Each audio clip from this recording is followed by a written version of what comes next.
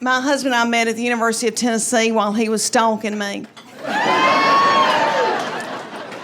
He was so in love with me. And tell me, you said, what did you say your name was? Because I'm in brain fog. Nick, let me tell you something. I was cute, Nick. I was so cute.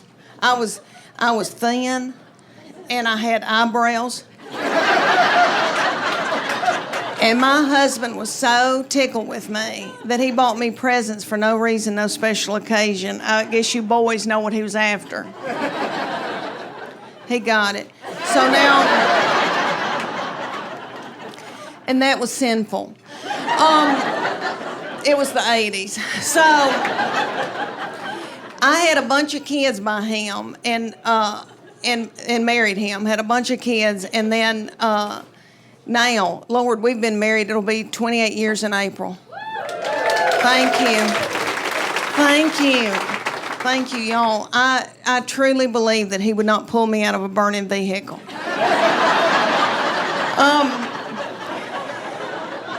I've had a big week. I've been in Portland, Oregon this week. Yeah, and they're so weird. And the little guy that introduced me did not identify as human. And so he had to introduce me as a wife and mother, and that was hard. But anyway, I've been in Portland, and then I was in Tampa last night. I know, and they were darling. And then I go to Orlando tomorrow night, and then I go home. But anyway, I hope that I can remember what I'm saying, because I've been going and working a lot, and I am in full menopause. I do a podcast called Sweaty and Pissed. Thank you. My nurse practitioner, I do it with her, and she's brilliant. So she talks about the medical part, and I talk about pinto beans. But anyway, she just did my annual, and I'm 54 years old, and she said, Leanne, you got to take that IUD out. It's time. You're old and crusty, and you don't need it anymore.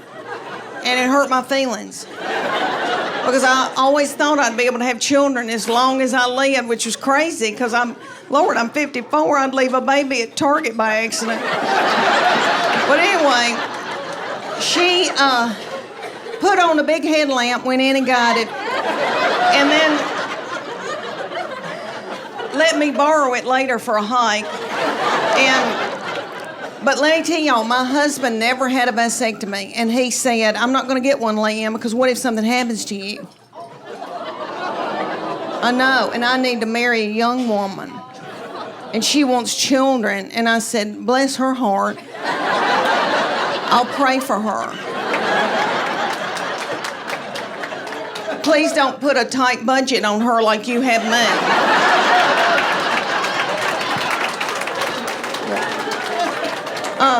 Okay. My husband and I are empty nesters. These children walked off and left me with their daddy, and he is so not fun. Because he's got to make a living. He's got to make a living, and all that money going out. Everybody's getting their eyebrows waxed and stuff like that. So, and you know, kids walk out of a room, they don't turn the lights out when they leave, and that makes a man a butthole. But it's just me and him, and we've got 2 beagles that we are in love with, and we just sit and kiss them in the mouth. And because we miss these kids so bad. And we let them sleep in the bed with us, these dogs. And they're nasty.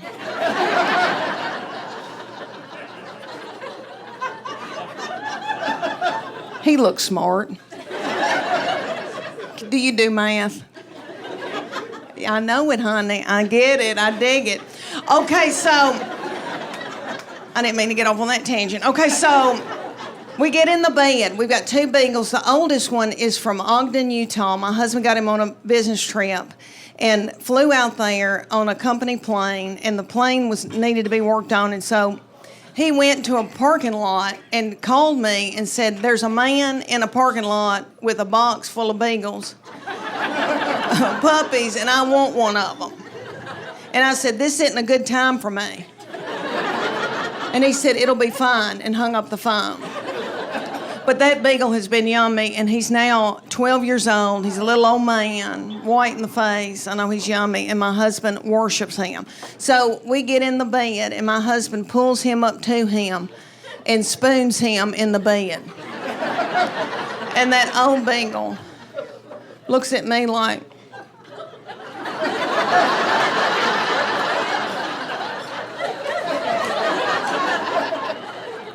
I don't want him. I want you. And I say, hold on. And when my husband drifts off to sleep, then that old beagle scooches over and gets in the crook of my legs.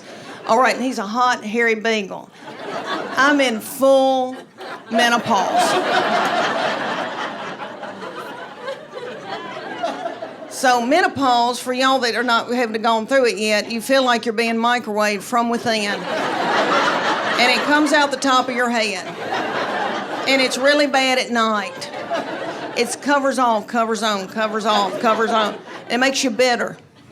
Okay, so anyway, he scooches over and gets in the crook of my leg. So I end up on a king-size bed, about this much room. Then the little beagle, who's a pocket beagle named Gigi, who is yummy, she gets in the bed, turns around several times, backs her little butthole up against my face. And I don't care because I love her. And I just want to sleep, and it's not going to happen. Because when you're in menopause, you don't sleep. And I don't want to get hooked on dope. So I take melatonin, passion flower, GABA, L-theanine, valerian root, and pray to the dear Lord that I can fall asleep. And just when I get in a deep REM, my husband, about 2 o'clock in the morning, I don't know what happens, but he jostles awake, reaches over, and grabs one of my breasts.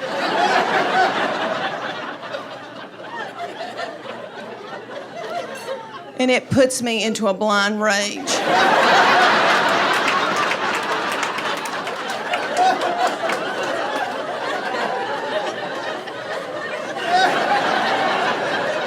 And I know you boys need that. And that's the way God made y'all.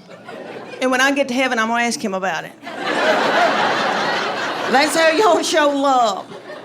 But I say to my husband, I know you want to do it, and I'll do it. I'll do it. But can we do it before 10 o'clock? When I know my name, and I know your name. But I waller in the bed all night. I waller. Do y'all know anybody from Tennessee? Do I need an interpreter? Oh, okay. We say words like waller. We waller dogs and waller babies, and I'm wallering in the bed all night. And then I get up the next morning, and I think, oh, I'm going to clean out a closet. I hadn't slept one bit. This Fitbit says to me, you hadn't slept, girl. Okay, so I go to clean out a closet, and I end up in the driveway, and I don't even know how I got there. Let me tell you boys up here in Naples, y'all, I saw these fancy cars out here. My husband is very, very tight with money. Let me tell y'all that I'm driving a 2009 white Honda Pilot that's got 235,000 miles on it. Last year, a light started coming on saying, get out, Leanne.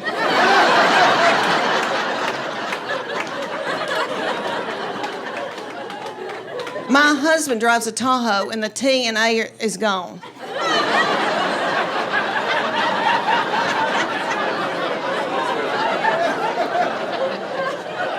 He is very tight and has been saving for our retirement since he was 26 years old. I know. I hope I can live to enjoy it.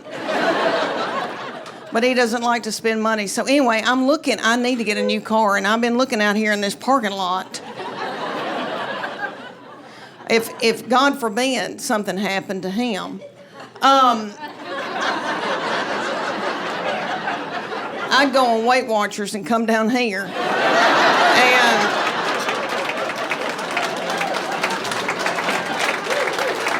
Even though, Lord, me and my best friend, we've talked about it because I'm 54, she's 55, and we've talked about, Lord, what if we had to get a man? What if we had to get out here and date? I mean, it would cost me $1,000 just for the grooming. I've got something wrong with this toe. Toenail. I need to be on Lamisil. It's thick. Oh, if I had to get out here. She loves her husband, but she said, oh, well, if I had to, I guess I could show somebody my left breast. She said, it looks okay. Oh, y'all, all right, let me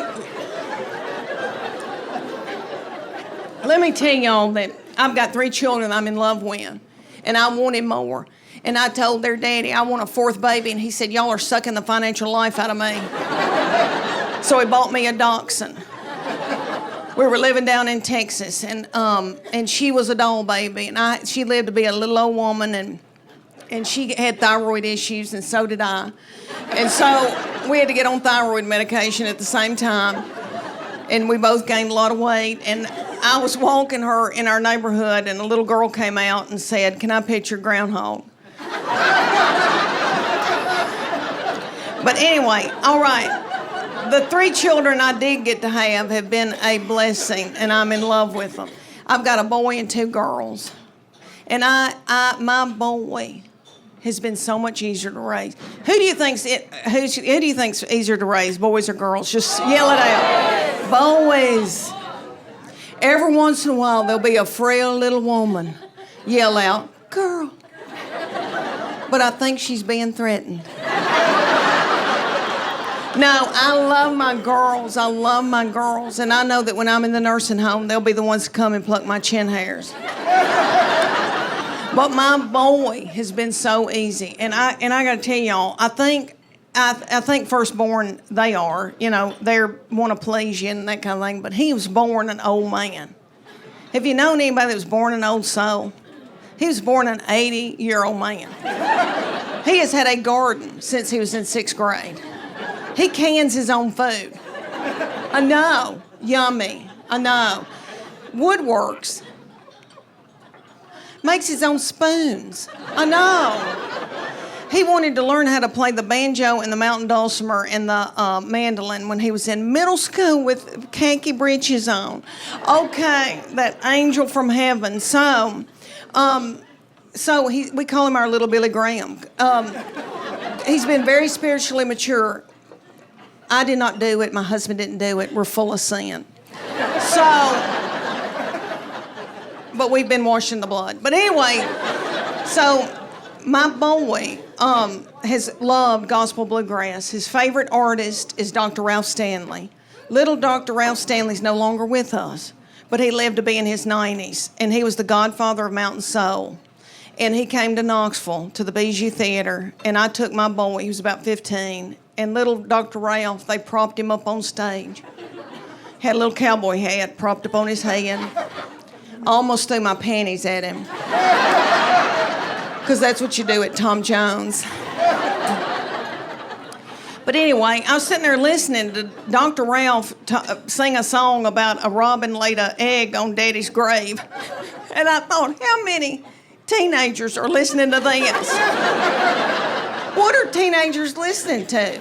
Walk a Flock of Flame? I thought, wouldn't it be funny if I had to yell at my boy, turn that bluegrass down.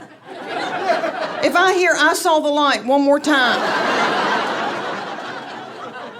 But when you debate your life, when you go back and forth in your life, you don't know if you're going to live or die. You realize a lot of things. Great things that happen in your life and terrible things that happen in your life. And one thing that stood out to me is my parents never told me they loved me till I was 29 years old. And it really messed with me in the hospital, right?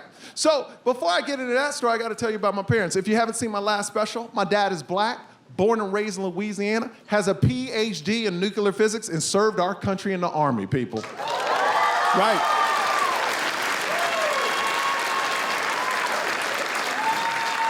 Now, in the last special, he was 75. Now he's 78, and he hasn't changed. He's still black and has swag. He still walks around the house like this, you know what I mean? And he's always laughing like, yeah. And always pointing at random shit that's not there. Just like, Now, my mom, she was born and raised in Korea, South Side.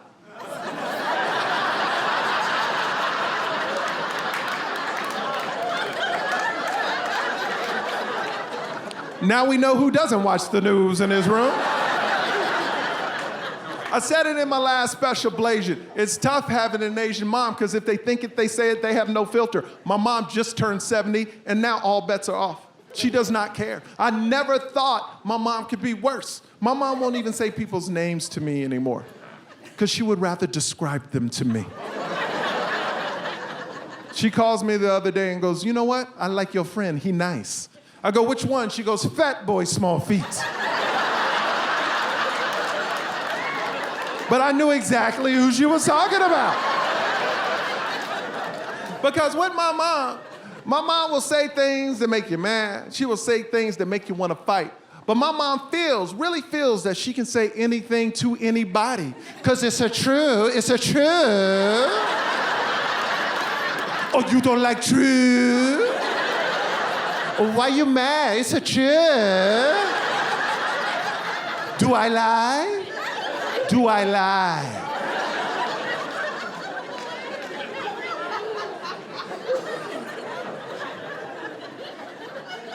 My mom got in a fight with my wife. Now, full transparency, my wife cooks like once every couple of, once.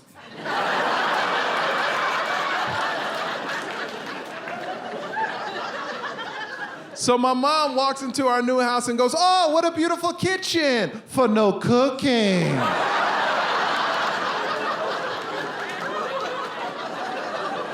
I go, Mom, you can't say that in my house. No, not to my wife. She goes, why? It's a truth. You don't like truth? And then to me and my wife, she goes, do I lie? Do I lie? I look at my dad for help. He's like, walk away, son, walk away.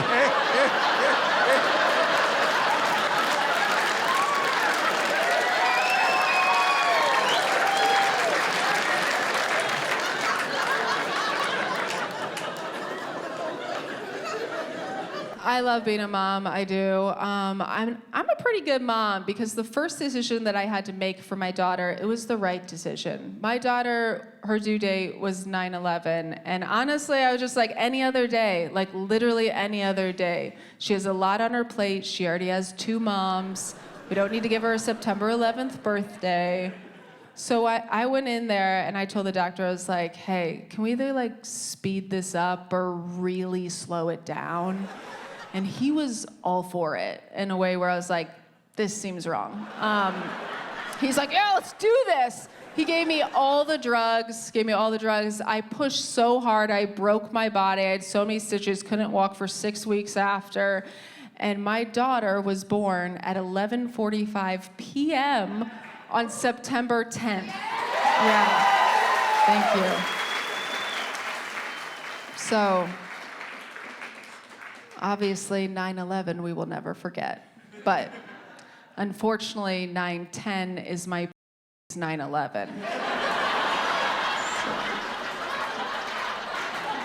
Yeah. It's such a crazy time to like be a parent because we're doing things so different, right? Like now you can choose your parenting style like you used to choose a Mortal Kombat fighter. Our parents only had one style. It was survival. That was it. They just had to make it through. But we chose conscious parenting, me and my husband, conscious parenting, which is annoying. I'm not gonna lie to you, it's annoying because it's not permissive. It's literally realizing every way in which you affect a tiny human life. And you have to be so aware of everything, and it's so hard because you want to fight them. You know you shouldn't. You know it's not their fault, but you find yourself getting frustrated at the craziest things. Because I would just be like, why can't you use a spoon?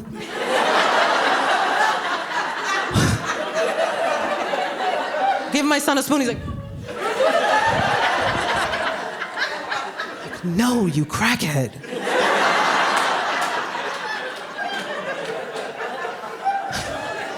It's just yogurt everywhere now. And the stakes just get higher and higher as you go along, what you have to teach them, what you have to be patient with, because now we're at potty training. Literally, there was one time my son made full-on eye contact with me as he pooped on my living room floor. And as a conscious parent, I was like, way to listen to your body, little man.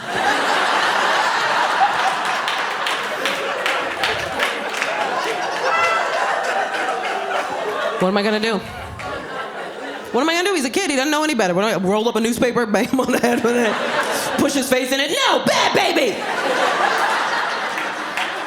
I would call the cops on myself if I did that. I'm like, you gotta come get me, I finally broke. But here's the amazing thing about conscious parenting that they don't tell you. You learn as you do it. The more you consciously parent your kid, the more it heals all of your crap. Yeah, it really does. Because you end up parenting the way you wish you had been parented.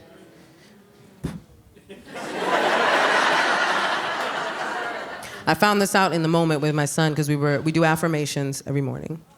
I know, it's adorable.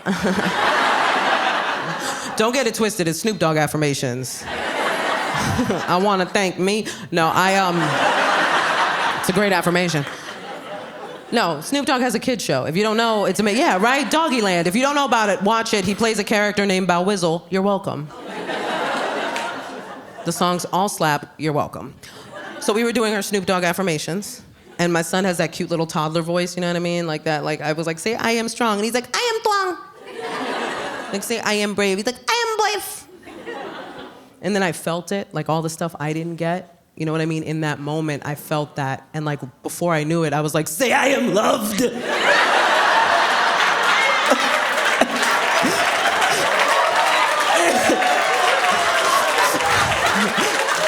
I gotta call your grandma.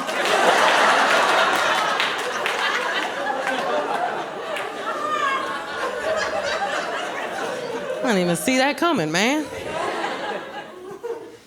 And it's so crazy now being a boy mom because the microscope is on us, man. We are underneath such a microscope, everything we do. And I'm fine with it because I think if we change the game, we could really change how things work out in the world. I really do. I don't mind it, you know what I mean? And my girlfriends were on it right away. The second they found out that I was having a little boy, they were like, it's all up to you. You gotta fight the patriarchy. And I was like, can I teach him the alphabet first? I can, I just gotta be real intentional with it, you know what I mean? Like A is for accountability, B is for bodily autonomy, and C is for consent. Repeat it to mommy.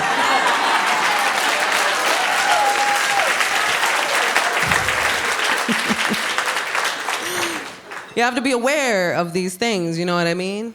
And I think the thing that's hard now is that there's so many opinions on parenting now, and you don't know where to go, you know what I mean? And as a parent, it can be hard to take the opinion of somebody who like doesn't have kids, for instance. I found myself getting frustrated at people that would give parenting advice that don't have kids. And I felt the way that a lot of parents do. Like, if you're not living this life, how do you know what to tell me to do? Until I realized the reason why I should listen to these people is that they may not have kids, but they are coming from a perspective of a person who experienced a certain type of parenting. And I really had to think, what would my son say about my parenting? And what would I want him to say about my parenting? Not all of it, some people are dumb. Don't listen to everyone. Because I did have a girlfriend that was like, you better raise him right. And I'm like, what did you think the plan was? What did you think? I think I got pregnant and I was like, I will raise him evil.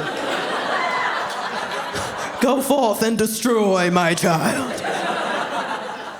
Of course I want to raise a good human being, but I also don't like being told what to do. So the second she said that, there was a part of me that wanted to be like, nope.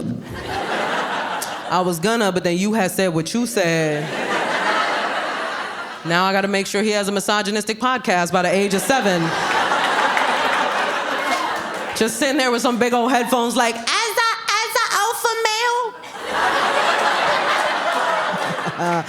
And I'm behind him with my problematic boy mom self like, that's right, baby, these hoes ain't loyal.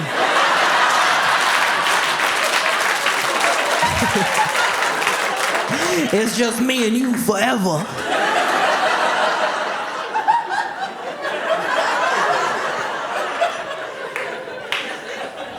I could never be that mom. Could never be that mom. There was a lot of things that I saw people doing that I knew I wasn't gonna do as a mom. Like the one thing I don't do is boys will be boys. I don't do that with my son. It's too permissive. There's no equivalent for little girls. So I don't allow it. And you know, the parents that I've seen do it, it gets out of hand real quick. You just know it's gonna snowball to bigger things, like boys will be boys. He stabbed the babysitter. He's a boy. He's learning to express himself. And I know you're not supposed to judge other parents, but I do. I do. Only when I see them doing things that are detrimental to their children or to parenting in general. I can't help but pick up on that now. Like there was a woman who put out a video and it went viral. And this was the whole video. She goes, I'm gonna teach my son how to cook so your daughter can't trick him into a relationship with her cooking. First of all, don't nobody want your dusty son. First of all, don't act like a basic skill is something to brag about. And second, how long you been out the dating pool, ma'am? What do you think is gonna happen? Do you think I'm just gonna leave a trail of empanadas that lead to an altar? You're gonna be like, oh no, I'm married. What kind of idiot did you raise? There were so many things, and when, you know, me and my husband, when we talked about how we were gonna do this, that we decided we were just not gonna do, right? And there were certain things we promised ourselves that we would do. Because there was a lot to consider. Not only do we wanna raise a good human being, but also, my son is multicultural. Like I said, he's mixed. He's half Puerto Rican, half white, hard tea. That Midwest white hits different, you know what I'm saying? Like that's... I know there's white people here, but if my husband walked in, even y'all would be like, that's a white guy. Like, you'd be like, I'm white, but that's unseasoned chicken that just walked through the front door. That is level 10 white. Don't y'all come for my porcelain king.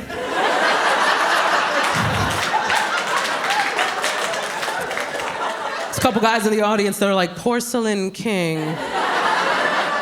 I'm gonna use that later. But I had to think about that, man. Like, my son is mixed. Or as I like to say, his DNA's been colonized.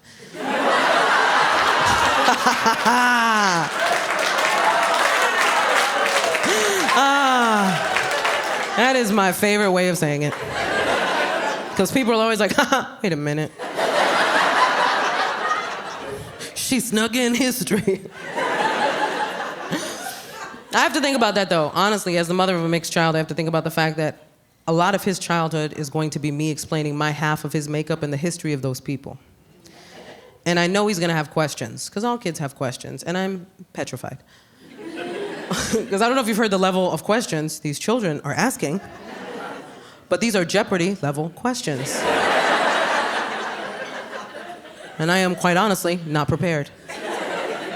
I'm just waiting for the day where he's like, what happened to the indigenous people of the Caribbean, Mommy?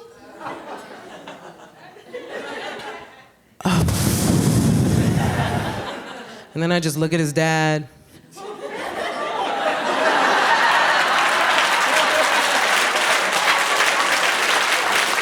This is your time to shine, sir!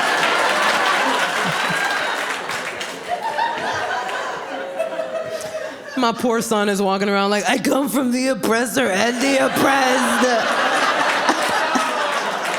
I'm the problem and the solution. Oh. I'm like, that's right, baby. Also, don't take no blankets from daddy's side of the family. If you got that last part,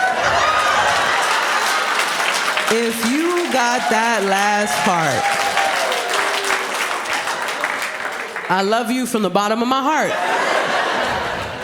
Because the amount of times I'd looked out at an audience of people that's like, what's wrong with their blankets? What's wrong? What's the thread count on the blankets?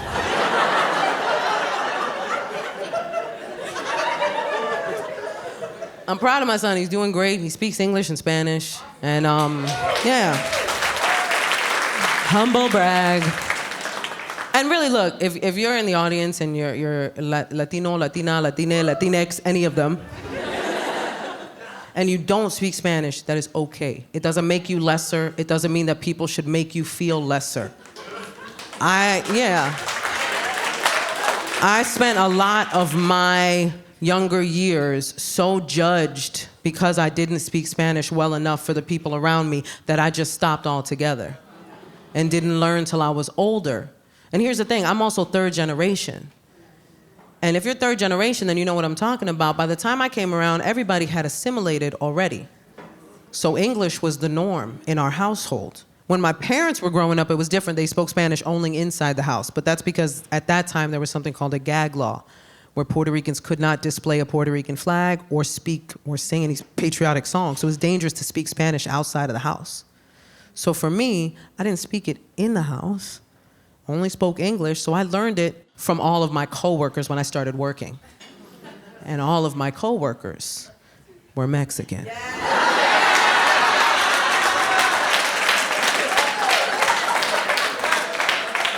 So my Spanish is very confusing.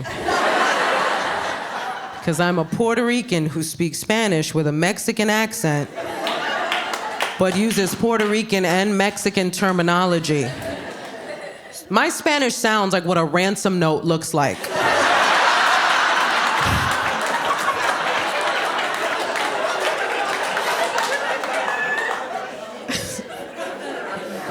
Like, people who are fluent in Spanish hear me speak Spanish and they're like, where are you from? I don't know, man, I'm trying to figure it out.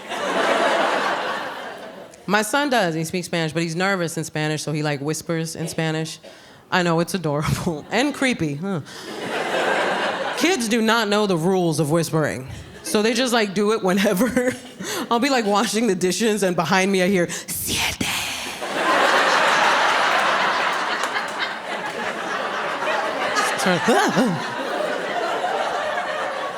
Mommy's gonna burn some sage now. Try to get the demon of Columbus out of you.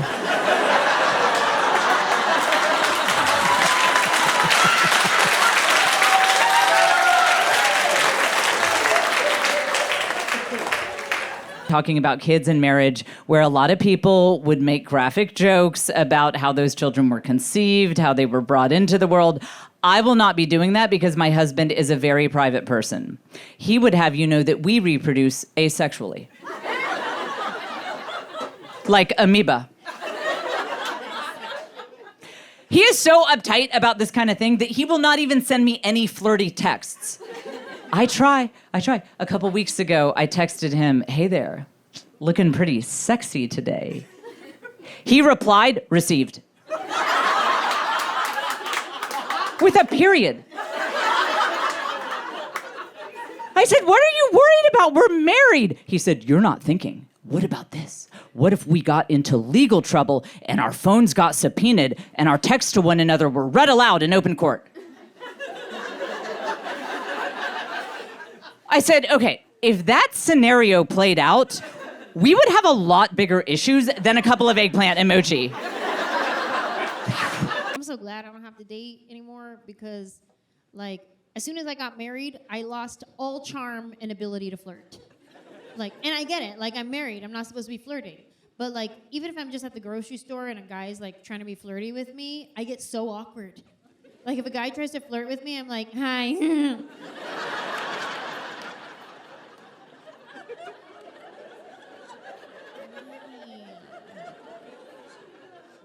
Like, Ange, just because you're married doesn't mean you have to get ugly for strangers. And sometimes, like, I'll be sitting with my single friends, and we're just, like, hanging out, and they'll be on the apps, like, swipe, swipe, swipe. And I'm sitting next to them on Instagram, like, scroll, scroll, scroll. I'm on Instagram a lot. Sometimes I'll just sit on the couch and just scroll through Instagram for like hours. And my husband's like, you're addicted to your phone, which is a little extreme. So I text him back, no, I'm not. But I am. I'm on my phone a lot. Like, way too much. But the people who use their phone while they're on the toilet, that's disgusting. And I am one of those people. What, you thought I wasn't? Girl, please. Sometimes I go to the bathroom and I sit down and I'm like, oh man, forgot my phone.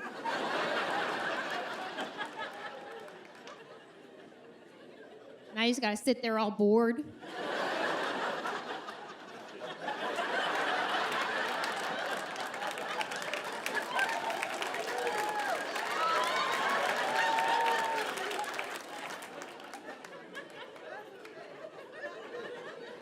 I wonder what my phone is doing.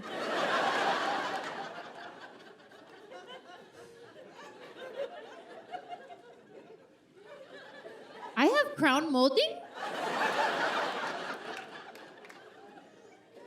Oh, somebody needs to clean in here. That's one option. If you go to the bathroom and you forget your phone, you could just sit there bored. Or you can do the squat and run. Do you guys know the squat and run? The squat and run is when you know where your phone is. It's not that far away. So you squat and run.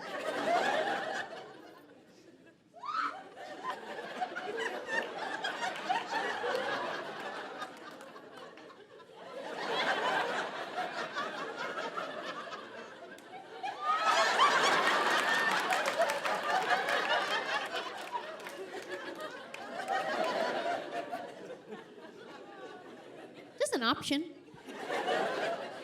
Maybe some of you are like, ugh, that's nasty. Then don't do it.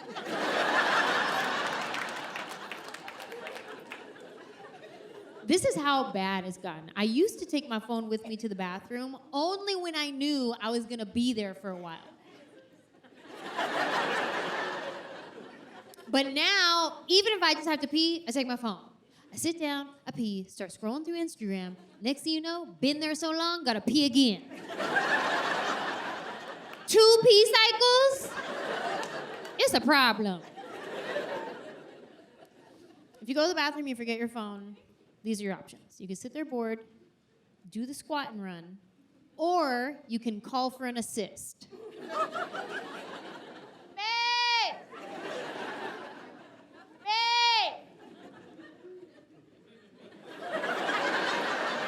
Babe?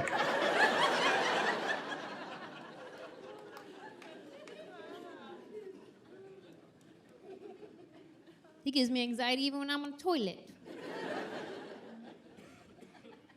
I get anxiety about all kinds of things. Like, I get anxiety about having kids. My husband and I always said we didn't want kids. And now that I'm getting older, I'm like, hey, are we for sure that we don't want kids? Because our tick-tock clock's a tick. And I always said I didn't want kids because I like my life just the way it is. I don't want to have a kid and mess it up. But all my friends have kids.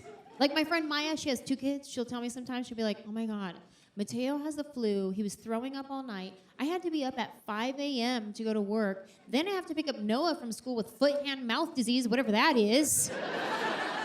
I haven't slept since 2006. But it's so worth it. Really? Doesn't sound worth it. But then I look at my nephew, my sister's son, Austin. I love that kid. He's the coolest little kid. Like, he's funny. He's got a good personality. He's kind. He loves people. He's tender-hearted. He has manners. He eats his vegetables. I look at him and I'm like, okay, you know what? If I could be guaranteed to have one like that, I will think about it. But then I look at some of my other friends' kids. You ever have a kid in your life that just the thought of spanking them brings you joy?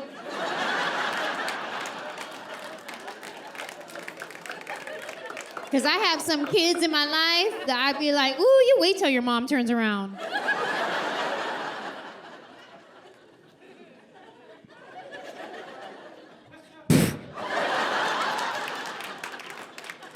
He fell down. I don't know, that was weird.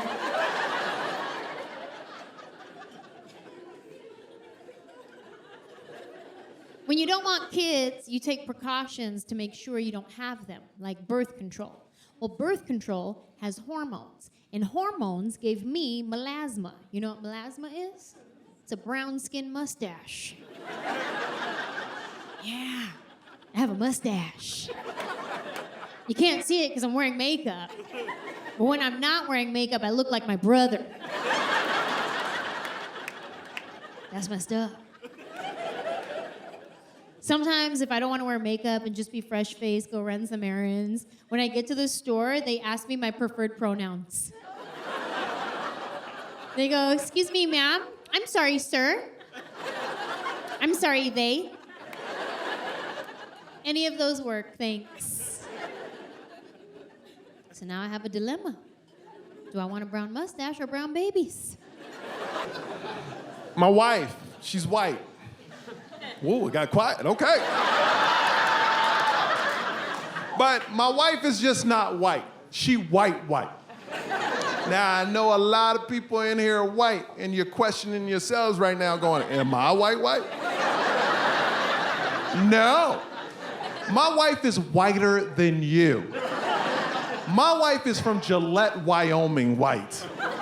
You hear that? When white people intimidate, like, damn. That's white. But we got a beautiful family, man. We got 2 kids. My son is now 5, my daughter's 2, and they're black, white, and Asian. That's right, that's right. We gave birth to pandas.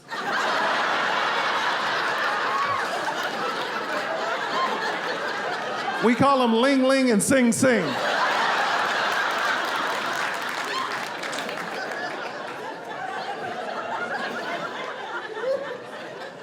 And my last special, I talked about this when my son was born, because I didn't have a daughter at that time. When my son was born and the doctor handed me my son. It's crazy as a father because I knew I would die for him, right? And I don't even know this dude. He could be a terrible human being, but I would die for him, you know? But when they handed me my daughter, oh, it was different. I was like, oh, okay. I would kill for you. I became a murderer overnight. Because the family dynamic to me is crazy. Like, I would die for my son, I would kill for my daughter. But here's what's crazy. I wouldn't kill for my wife. Because that's not my job. That's her father's job. I don't want to step on anybody's toes.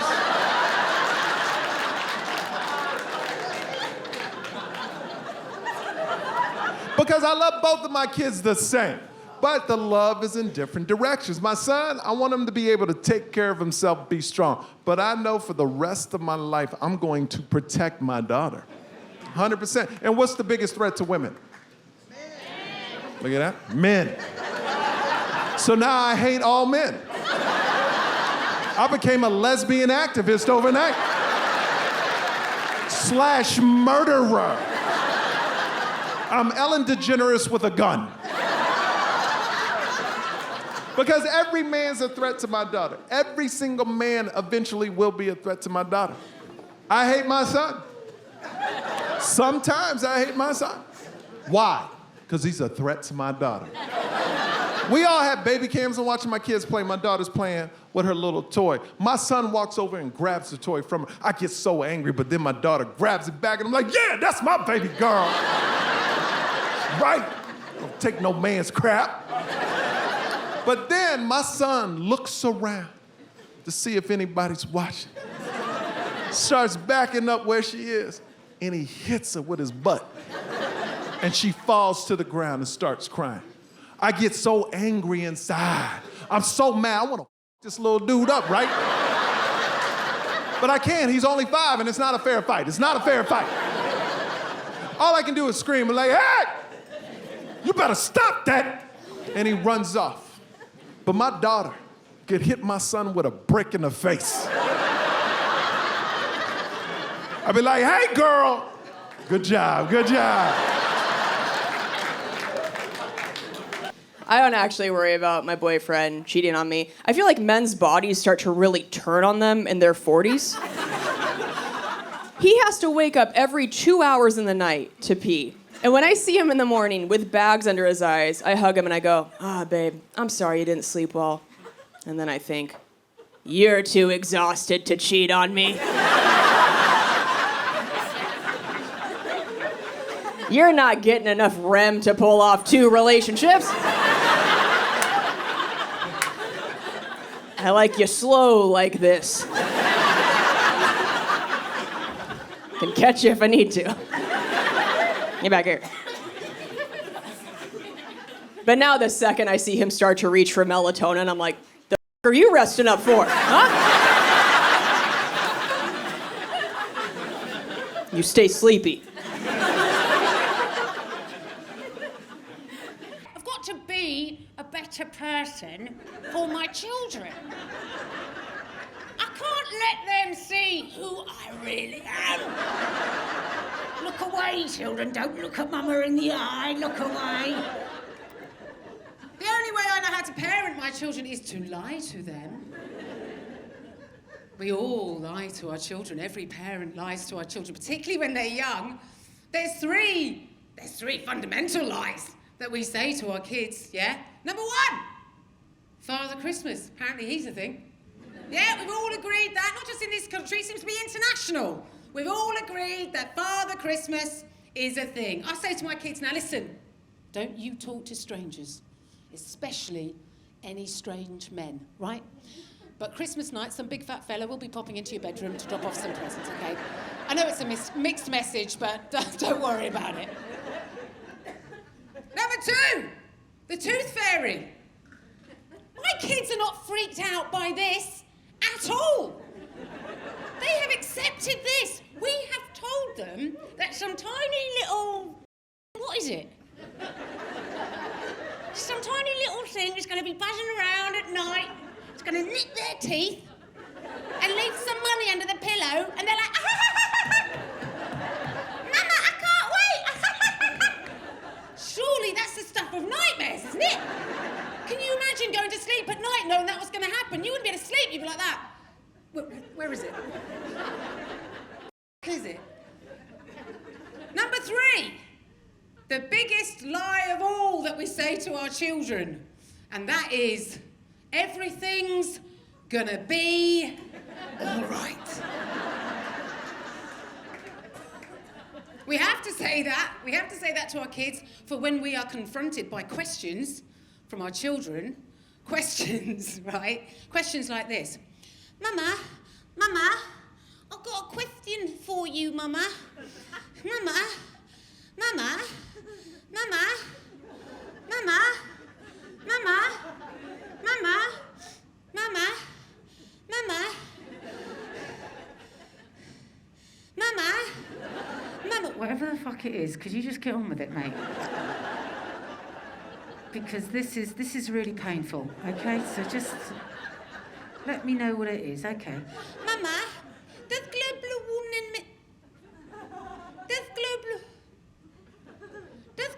warming mean that we're all gonna die? Oh my goodness, oh my darling boy. Okay, now listen. 2 things, okay? First,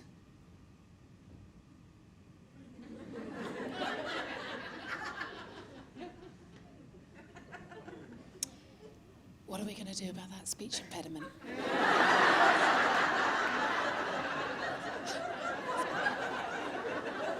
We'll circle back to that. And second, now listen.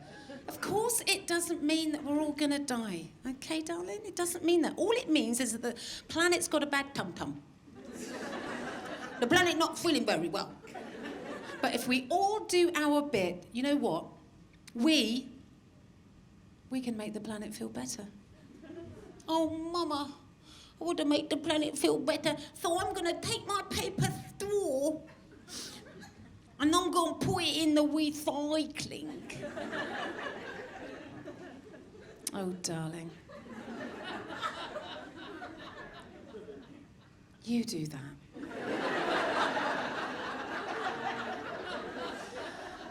You do that. Because it's going to make all difference. Because the planet's on fire, okay? You can't say that to your kids. You gotta offer them some hope, some optimism, even though you know in 20 years' time they're gonna get sunburnt in January holidaying in Dundee. You can't say that to them.